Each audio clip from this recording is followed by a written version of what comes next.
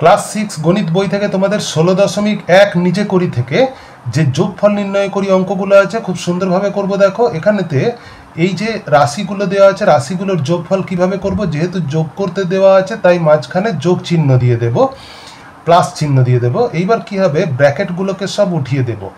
-2 যেমন আছে লিখব, প্লাসে মাইনাসে হয়ে যাবে -10, প্লাসে প্লাসে +21। তারপর কি করব, দেখো দুটো করে রাশি আগে কাজ করে নেব। -2 -10, আচ্ছা -2 -10, মাইনাসে মাইনাসে কি হয়ে যাবে প্লাস, অর্থাৎ যোগ সংখ্যা দুটো যোগ করব। 2 আর 10 যোগ করলে হয় 12। এইবার দেখো 10-এর আগে কত আছে, মাইনাস আছে। 10টা যেহেতু বড় সংখ্যা তাই এখানে মাইনাস হয়ে যাবে, অর্থাৎ 12 - 12 হয়ে যাবে এটা। আর এখানে আছে +21 লিখব। এইবার এই দুটো রাশিকে কি করব, মাইনাসে প্লাসে হয়ে যায় মাইনাস, মাইনাস মানে বিয়োগ করব। আচ্ছা বিয়োগ করলে 21 থেকে 12 বিয়োগ করব, কত হবে, 9 হবে।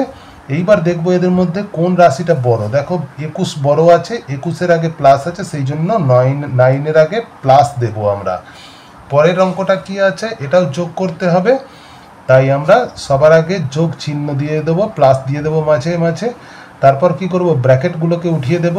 ব্র্যাকেটগুলোকে উঠিয়ে দিলে হবে -18, প্লাসে মাইনাসে -7, প্লাসে মাইনাসে -2। এবার দুটো করে রাশি কাজ করব আমরা। এই -18 -7, মাইনাসে মাইনাসে হয় প্লাস, অর্থাৎ যোগ করব। 18 আর 7 হয়ে যাবে 25। দেখো 18টা বড় সংখ্যা তাই তার আগে মাইনাস আছে, মাইনাস দেব, -2।